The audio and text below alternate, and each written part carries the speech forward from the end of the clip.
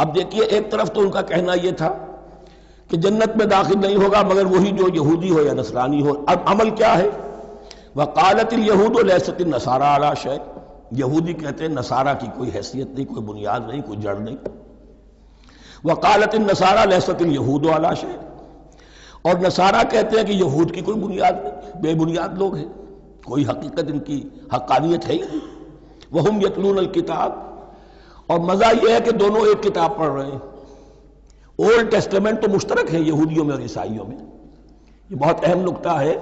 اور جدید عیسائیت میں جو ایک بہت بڑی طاقت ابھر رہی ہے امریکہ میں، وہ ہے کہ جو یہ عیسائیت کو جیوڈائز کر رہی ہے. کیونکہ رومن کیتھولک مذہب جو تھا اس نے تو چونکہ گویا کہ سارا رشتہ توڑ لیا تھا بائبل سے، سارا اختیار پوپ کے ہاتھ میں آ گیا تھا.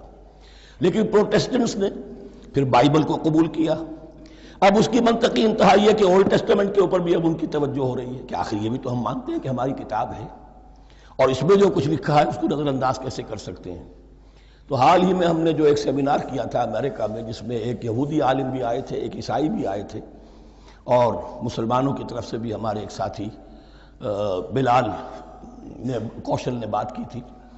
تو وہاں ایک یہودی عالم نے کہا کہ اس وقت اسرائیل کو سب سے بڑی سپورٹ جو مل رہی ہے وہ ان عیسائیوں سے مل رہی ہے امریکہ میں سے، کہ جو اس وقت ایونجلسٹ کہلاتے ہیں وہاں پر، اور جو ایک بڑا فرقہ بن کر ابھر رہے ہیں. بہرحال یہ ان کا طرز عمل ہے. وہم یتلون الکتاب، اور وہ دونوں کے دونوں کتاب کے پڑھنے والے ہیں. کذالک قال الذین لا یعلمون مثل قولہم، اسی طرح کہا تھا ان لوگوں نے کہ جو کچھ بھی نہیں جانتے، انہی کی سی بات کہی تھی. یعنی یہ اشارہ ہے مشرکین مکہ کی طرف. فاللہ یحکم بینہم یوم القیامۃ فیما کانوا فیہ یختلفون، تو اللہ تعالیٰ فیصلہ کر دے گا ان کے مابین قیامت کے دن ان تمام باتوں کا جن میں کہ یہ اختلاف کر رہے تھے. ومن اظلم ممن منع مساجد اللہ ان یذکر فیہا اسمہ وسعی فی خرابہا. اب دیکھیے یہاں جو بقیہ یہ آیات آ رہی ہیں، تو اگرچہ خطاب تو ہے وہ بریکٹس کے مابین، خطاب میں بنی اسرائیل، لیکن اب یہاں کچھ ریفرنسز اہل مکہ کی طرف شروع ہو گئے ہیں. اور اس کے بعد سے حضرت ابراہیم کا تذکرہ آئے گا، پھر تحویل قبلہ کا ذکر آئے گا. تحویل قبلہ میں ظاہر بات ہے کہ وہ قبلہ جو ہے وہ مشرکین مکہ کے قبضے میں تھا اس وقت. اس حوالے سے ریلیونٹ کچھ مضامین جو ہیں اس کی تمہید باندھی جا رہی ہے. یہ ساری تمہید ہے جو آگے آنے والا مضمون ہے تحویل قبلہ، جو علامت تھی اس بات کی کہ اب وہ سابقہ امت مسلمہ معزول کر دی گئی اور نئی امت محمد صلی اللہ علیہ وسلم اس مقام پر نصب کر دی گئی، انسٹال کر دی گئی. اس کے حوالے سے جو مسئلے اٹھیں گے اسی لیے قال الذین لا یعلمون مثل قولہم، میں نے عرض کیا کہ یہ مشرکین مکہ کی طرف اشارہ ہے. ومن اظلم ممن منع مساجد اللہ یذکر فیہا اسمہ، اس سے بڑھ کر ظالم کون ہوگا جو اللہ تعالیٰ کی مسجدوں سے لوگوں کو روکے کہ وہ اس میں اس کا نام لے سکیں.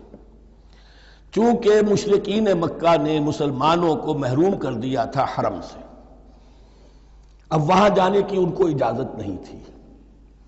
سن 6 میں حضور گئے بھی ہیں، تب بھی یہ کہ صلح حدیبیہ ہو گئی، واپس آنا پڑا، عمرہ کرنے کی اجازت نہیں ملی. سن 7 میں پھر ہوا ہے.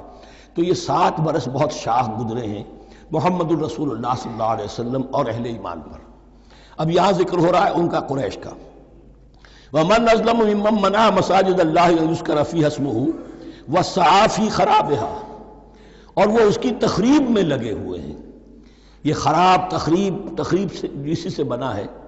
یہ تخریب 2 طرح کی ہوتی ہے. ایک ظاہری تخریب ہوتی ہے کسی مسجد کو گرا دینا، اور ایک ظاہری نہیں باطنی معنوی ہوتی ہے. وہ جو تخریب ہے وہ یہ ہے کہ توحید کی بجائے اسے شرک کا اڈا بنا دیا ہے. وہ تو دنیا کے بت قدوں میں پہلا وہ گھر خدا کا، ہم اس کے پاسباں ہیں، وہ پاسباں ہمارا. 360 بت رکھ دیے گئے اس گھر میں لا کر، جو ابراہیم نے تعبیر کیا تھا توحید خالص کے لیے. وسعی فی خرابہا، یہ لفظ ذرا نوٹ کر لیجئے، یہ ایک حدیث میں بھی آیا ہے، بڑی دلدوز حدیث ہے، اور میں چاہتا ہوں کہ آپ اسے ذہن میں رکھیں. حضور نے فرمایا یوشک ان یاتی علی الناس زمان، اندیشہ ہے کہ لوگوں پر یعنی میری امت پر ایک زمانہ ایسا بھی آ جائے گا اب گنتے جائیے. لا یبقى من الاسلام الا اسمہ، اسلام میں سے اس کے نام کے سوا کچھ نہیں بچے گا. ولا يبقى من القرآن الا رسمہ، قرآن میں سے اس کے رسم الخط، الفاظ اور حروف کے سوا کچھ نہیں بچے گا. اسی کی اللہ تعالیٰ نے ضمانت دی ہے، یہ محفوظ رہے گا رسم عثمانی. مساجدہم عامرۃ، ان کی مسجدیں آباد تو بہت ہوں گی. وَهِيَ خَرَابٌ مِّنَ الْهُدَىٰ، ہدایت سے خالی ہو جائیں گے. یہ خراب کے لفظ سے هِيَ خَرَابٌ مِّنَ الْهُدَىٰ. وَعُلَمَاؤُهُمْ شَرُّ النَّاسِ تَحْتَ أَدِيمِ السَّمَاءِ، اور ان کے علماء آسمان کی چھت کے نیچے کی بدترین انسان ہیں. من عندهم تخرج الفتنة وفيهم تعود، فتنہ انہی کے اندر سے برآمد ہوگا، انہی میں گھس جائے گا. یعنی ان کا کام فتنہ انگیزی، مخالفت، جنگ و جدال، بھڑکانا، اپنے اپنے فرقے کے لوگوں کے جذبات کو بھڑکاتے رہنا اور مسلمانوں کے اندر اختلافات کو ہوا دینا، یہی ان کا کام رہ جائے گا. آج جن کو ہم علماء کہتے ہیں ان کی عظیم اکثریت اس کیفیت سے دوچار ہو چکی ہے. جب مذہب اور دین پیشہ بن جائے تو کوئی خیر اس میں باقی نہیں رہتا. یہ دین اور مذہب پیشہ نہیں تھا. اسلام میں کوئی پیشوائیت نہیں، اسلام میں کوئی پاپائیت نہیں، اسلام میں کوئی برہمنزم نہیں. اسلام تو ایک کھلا، ہر شخص کتاب اللہ پڑھے، ہر شخص عربی سیکھے، ہر شخص کو امامت کے قابل ہونا چاہیے، ہر شخص اپنی بچی کا نکاح خود پڑھائے، ہر شخص اپنے والد کا جنازہ خود پڑھے. یہ جو ہم نے پیشہ بنا دیا ہے اور پھر انہیں پیسے دیتے، ظاہر بات ہے کہ پھر اس پیشے کے اندر تو پیشے میں عیب نہیں، رکھیے نہ فرہاد کو نام. پھر تو پیشہ میں تو جو کچھ پیشہ ورانہ چشمکیں ہوتی ہیں اور جو خباثتیں ہوتی ہیں وہ آتی ہیں. لیکن ساتھ ہی یہ بات واضح رہے کہ علماء حق سے دنیا خالی نہیں ہوگی. علماء حق بھی ہیں، لیکن کسی کے ماتھے پر لکھا ہوا نہیں ہوتا کہ یہ علماء حقانی میں سے اور یہ علماء سو میں سے ہے. باقی یہ صحیح بات ہے کہ اکثریت ادھر جا چکی ہے، ورنہ امت کا بیڑا غرق نہ ہوتا. سیدھی سیدھی بات، جو بیڑا غرق ہوا ہے تو آخر کوئی سبب ہے. اولئک ما کان لہم ان یدخلوها الا خائفین، ایسے لوگوں کو تو سوائے اس کے ان کا کوئی مقام نہیں ہے کہ انہیں داخل ہونے کی بھی اجازت نہیں ہونی چاہیے اس میں، یعنی اللہ کی مسجدوں میں، مگر خوف زدہ ہو کر، ڈر کر. لہم فی الدنیا خزی، ان کے لیے دنیا میں بھی رسوائی اور ذلت ہے. لہم فی الآخرۃ عذاب عظیم، اور آخرت میں ان کے لیے عذاب عظیم ہے. وللہ المشرق والمغرب، اب دیکھیے تمہید ہو رہی ہے تحویل قبلہ کے لیے. اب ظاہر بات ہے کہ بڑی حساس جو ہے وہ ایک کیفیت تھی یہ. تو یروشلم کے ساتھ جن کو دلچسپی تھی اور ان کے دلوں میں اس کی عقیدت تھی، مکہ مکرمہ اور بیت اللہ کے ساتھ جن کو دلچسپی تھی اور ان کے دلوں میں اس کی عقیدت تھی، تو اس حوالے سے یہ قبلہ بدلنا، اور 2 دفعہ بدلا ہے قبلہ. پہلے آ کے مدینے میں حضور نے یروشلم کی طرف 16 مہینے نماز پڑھی اور پھر تحویل قبلہ ہوا. تو اب اس میں کئی امتحان ہو گئے، وہ آگے آ جائے گا. لیکن اس کی تمہید باندھی جا رہی ہے للہ المشرق والمغرب، مشرق اور مغرب سب اللہ کے ہیں. یعنی اگر ہم رخ کرتے ہیں مغرب کی طرف تو اس کے معنی یہ نہیں ہے کہ اللہ مغرب میں ہے، معاذ اللہ. اللہ تو جہت سے، مقام سے، ماورا وراء الورا. یہ تو یہ ہے کہ ایک یکسانیت پیدا کرنے کے لیے، اجتماعی رنگ دینے کے لیے ایک چیز کو قبلہ بنا دیا، علامت ہے. غالب نے ٹھیک کہا ہے، قبلے کو اہل نظر قبلہ نما کہتے ہیں. قبلہ جو ہے وہ مسجود تو نہیں ہے پرے سرحد ادراک سے اپنا مسجود. قبلے کو اہل نظر قبلہ نما کہتے ہیں. للہ المشرق والمغرب فینما تولوا فثم وجہ اللہ، جدھر بھی تم رخ کرو گے وہ اللہ ہی کا رخ ہے. ان اللہ واسع علیم، یقیناً اللہ بہت وسعت والا ہے، بہت وسعت والا ہے. وہ کسی سمت میں محدود نہیں ہے اور علیم ہے، ہر شے کا جاننے والا ہے. دیکھیے یہاں یہ آیت کہہ کے اور چھوڑ دیا مسئلہ، اگلے مسئلے پر آگئے. آگے آپ کو پتہ چلے گا کہ یہ در حقیقت ایک تمہید باندھی جا رہی ہے تحویل قبلہ کے لیے. وقالوا اتخذ اللہ ولدا سبحانہ، اور ان میں وہ بھی ہیں. اب ظاہر بات ہے یہاں پھر اشارہ ہو رہا ہے وہ اہل مکہ کی طرف، جنہوں نے یہ کہا ہے کہ اللہ نے اولاد اپنے لیے اختیار کی. یعنی وہ کہتے تھے کہ یہ جو فرشتے ہیں یہ اللہ کی بیٹیاں ہیں. نصارہ کہتے تھے کہ حضرت مسیح اللہ کے بیٹے ہیں. اور یہودیوں کا بھی ایک گروہ ایسا تھا جو حضرت عزیر کو اللہ کا بیٹا کہتا تھا.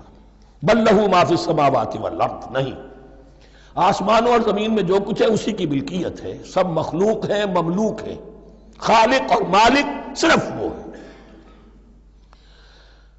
کل لہ قانتون، اور سب کے سب اس کے فرما بردار ہیں، بڑے سے بڑا رسول، بڑے سے بڑا ولی، بڑے سے بڑا فرشتہ، بڑے سے بڑے اجرام سماویہ، سب کل لہ قانتون. بدیع السماوات والارض، وہ آسمان اور زمین کو پیدا کرنے والا ہے بغیر کسی شے کے. یہ ابداع اور خلق، ان میں فرق ہے. ابداع، بلکہ شاہ ولی اللہ دہلوی نے حجت اللہ البالغہ کا جو پہلا چیپٹر ہے اس کو یہی 3 عنوان دیے ہیں. اللہ تعالیٰ کے افعال بنیادی طور پر 3 ہیں: ابداع، خلق، تدبیر. ابداع ہے جسے انگریزی میں کہتے ہیں کریشن ایکس نہیلو، عدم محض سے کچھ بنا دیا، کچھ نہیں تھا اور بنا دیا، کن فیکون، یہ ابداع ہے. خلق ہے اب ایک چیز سے دوسری چیز بنانا. گارے سے انسان بنایا، یہ تخلیق ہے. آگ سے جن بنا، یہ تخلیق ہے. نور سے فرشتے بنا، یہ تخلیق ہے. تو ابداع، بدیع وہ ہے کہ جس نے نئی چیز، اسی لیے بدعت ہمارے ہاں کہلاتی ہے وہ شے جو دین میں نہیں تھی اور خواہ لا کے شامل کر دی گئی، جس کی کوئی جڑ بنیاد دین میں نہیں ہے، وہ بدعت ہے. اس سے یہ لفظ بدیع السماوات والارض.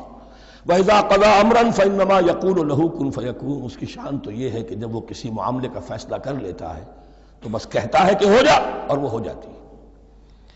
وَقَالَ الَّذِينَ لَا يَعْلَمُونَ لَوْلَا يُكَلِّمُنَا اللَّهُ وَتَأْتِينَا آیَةٌ. اور کہا ان لوگوں نے جو علم نہیں رکھتے، یہاں پھر وہی مشرکین مکہ کی طرف روئے سخن ہے، کیوں نہیں بات کرتا ہم سے اللہ، اور کیوں نہیں کوئی لے آتا ہمارے پاس کوئی نشانی. یہ میں عرض کر چکا ہوں، یہ مضمون جو ہے کہ ان کا مطالبہ تھا بہت شدت کے ساتھ کہ کوئی معجزے ویسے ہی دکھاؤ جیسے تم کہتے ہو کہ عیسیٰ نے دکھائے تھے، موسیٰ نے دکھائے تھے، تو ہمارے یہ مطالبے پورے کر دو، ہم مان لیں گے. یہ ذکر آئے گا سورہ انعام میں اور پھر سورہ بنی اسرائیل میں. كَذَلِكَ قَالَ الَّذِينَ مِن قَبْلِهِمْ مِثْلَ قَوْلِهِمْ. اسی طرح کی باتیں جو لوگ ان سے پہلے آئے تھے وہ بھی کہتے رہے. تشابہت قلوبہم، ان کے دل ایک دوسرے سے مشابہ ہو گئے ہیں. قد بینا الآیات لقوم یوقنون. اور ہم نے تو اپنی آیات کو واضح کر دیا ہے ان لوگوں کے لیے جو یقین کرنا چاہیں. انا ارسلناک بالحق بشیرا ونذیرا. اے نبی، ہم نے آپ کو بھیجا ہے حق کے ساتھ بشیر اور نذیر بنا کر. بنیادی حیثیت آپ کی یہ ہے کہ آپ اہل حق کو بشارت دیں، فراح و ریحان و جنت نعیم، فسلام لک من اصحاب الیمین. یہ بشارت دیجئے. اور جو غلط راستے پر جائیں، کفر کریں، منافقت میں مبتلا ہوں، ملحد ہوں اور بدعملی کریں، ان کو آپ خبردار کر دیجئے کہ جہنم ان کے لیے تیار کر دی گئی ہے. آپ کا کام دعوت ہے، ابلاغ ہے، تبلیغ ہے، نصیحت ہے. وَلَا تُسْأَلُ عَنْ أَصْحَابِ الْجَحِيمِ. آپ سے سوال نہیں کیا جائے گا جہنمیوں کے بارے میں کہ اے محمد یہ کیوں جہنم میں پہنچ گئے، ہم نے تمہیں بھیجا تھا، تمہارے ہوتے ہوئے یہ جہنمی کیوں ہو گئے. نہیں، یہ آپ کی ذمہ داری نہیں ہے. کون جنت میں جانا چاہتا ہے، کون جہنم میں جانا چاہتا ہے، یہ آدمی کا اپنا فیصلہ ہے. آپ کا کام ہے کہ حق کو واضح کر دیں. ہاں، وضاحت میں کمی نہ رہ جائے، حق واضح ہو جائے، کوئی اشتباہ نہ ہو، بالکل مبرہن ہو جائے، واضح ہو جائے. بس یہ ذمہ داری آپ کی ہے، اس سے زیادہ نہیں. یہ مسئولیت جو ہوتی ہے، انسان اگر اپنی اصل مسئولیت سے زیادہ ذمہ داری اپنے سر پر ڈال لے تو اس سے بھی بہت بڑی بڑی گمراہیاں پیدا ہوتی ہیں. اور اس کا جو تذکرہ ہو رہا ہے بڑی گمراہی تو معاذ اللہ وہ تو ہمارے حوالے سے ہوتی ہے. ہمارے ہاں کی بہت سی جماعتیں جو ہیں اسی طرح کی غلطیوں کی وجہ سے وہ غلط راستوں پر پڑ گئی، پوری تحریکیں برباد ہو گئی. لیکن یہاں بھی حضور کا معاملہ کیا ہو رہا تھا کہ حضور چاہتے تھے کہ کسی طرح یہ علماء یہود ایمان لے آئیں. بہرحال حضور کے دل میں رغبت، آخر مکے میں آپ تھے تو دعائیں مانگتے تھے، اے اللہ عمرو بن ہشام اور عمر بن خطاب میں سے کسی ایک کو تو میری جھولی میں ڈال دے. تو اسی طرح کی دعا آپ نے کی ہوگی.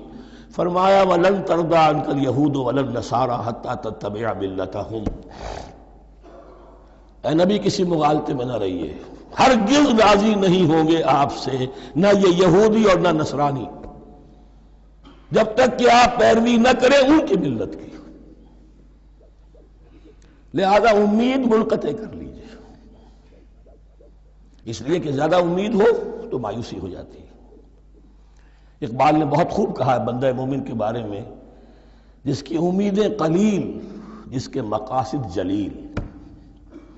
مقصد اونچا لیکن امید قلیل رکھیے، اللہ چاہے گا تو ہو جائے گا، نہیں چاہے گا تو میرا کام تو اپنی حد تک اپنا فرض ادا کر دینا ہے۔ اس سے زیادہ کی جو ہے خواہش اپنے دل میں پالیں گے، کسی اجرت پسندی میں گرفتار ہو جائیں گے، کہیں دائیں بائیں ہک اور کرک کے ذریعے سے کہیں پہنچنے کی کوشش کریں گے اور اپنے آپ کو بھی برباد کر دیں گے۔ لن ترضى عنك اليهود ولا النصارى حتى تتبع ملتهم قل ان هدى الله هو الهدى، کہہ دیجئے دیکھو ہدایت تو ہے اللہ کی ہدایت۔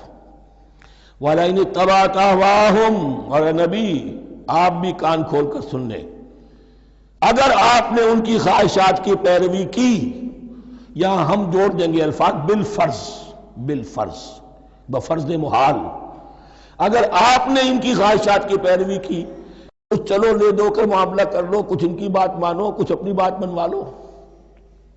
یہ مکے میں بھی قریش کی طرف سے بھی آیا تھا کہ کچھ اپنی بات منوا لیجئے، کچھ ہماری مانی، کمپرومائز کیجئے۔ اب ظاہر بات ہے کہ یہاں اب یہود کے ساتھ یہی معاملہ ہے۔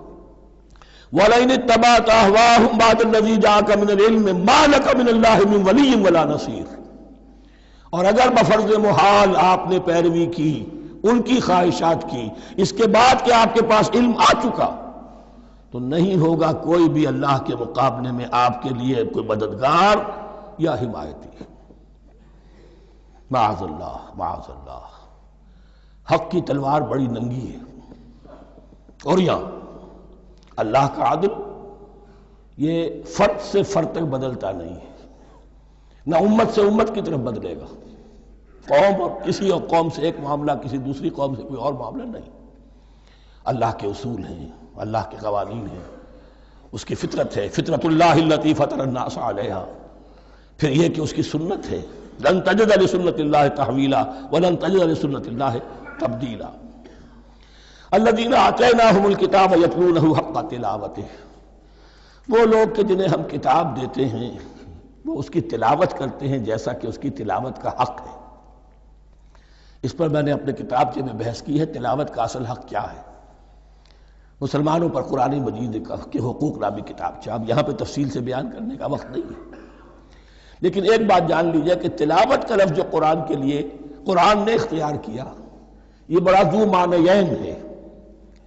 تلا یتلو ہم اسے بھی کہتے ہیں پڑھنا، اور تلا یتلو کسی کے پیچھے پیچھے چلنے کو کہتے ہیں۔ والشمس وضحاها والقمر اذا تلاها، سورج کے بعد پیچھے آتا ہے چاند۔ تو یتلو کے معنی کیا ہے؟ when you are reading the book you are following the text۔ بعض لوگوں کو دیکھا ہوگا انگلی ان کی چلتی ہے ساتھ ساتھ، وہ بیچارے جو زیادہ ماہر نہیں ہیں تو تاکہ نگاہ ادھر سے ادھر نہ ہو جائے، ایک سطر سے دوسری سطر پر نہ پہنچ جائے، انگلی بھی ساتھ ساتھ پھیرتے ہیں، تو فالوئنگ دی ٹیکسٹ۔ لیکن اس تلاوت کا اصل حق کیا ہوگا؟ جب آپ اس کتاب کو فالو کریں، اسے اپنا امام بنائیں، اس کے پیچھے چلیں، اس کا اتباع کریں، اس کی پیروی کریں، جس کی کہ دعا ہم کرتے ہیں وَاجْعَلْهُ لَنَا إِمَامًا وَنُورًا وَهُدًى وَرَحْمَةً، تو اللہ تو بنائے گا ہمارا امام اس کو اسی وقت جب کہ ہم فیصلہ کر لیں کہ ہم اس کتاب کے پیچھے چلیں گے۔ الذین آتیناہم الکتاب یتلونہ حق تلاوتہ اولئک یؤمنون بہ، جو اللہ کی کتاب کی تلاوت کا حق ادا کریں اور اس کی پیروی بھی کریں، وہی ہیں جو اس پر ایمان رکھتے ہیں۔ جو نہ تلاوت کا حق رکھتے ہوں ادا کریں، نہ پیروی کریں، وہ دعویٰ کریں کہ ہمارا ایمان ہے تورات پر اور کتاب پر، تو یہ دعویٰ جو ہے جھوٹا دعویٰ ہے۔ میں وہ حدیث آپ کو سنا چکا ہوں، ما آمن بالقرآن من استحل محارمہ، جس شخص نے قرآن کی کسی حرام کردہ شے کو اپنے لیے حلال کر لیا، اس کا قرآن پر کوئی ایمان نہیں۔ وَمَن يَكْفُرْ بِهِ فَأُولَٰئِكَ هُمُ الْخَاسِرُونَ، اور جو اس کا کفر کرے گا تو وہی لوگ ہیں خسارے میں رہنے والے۔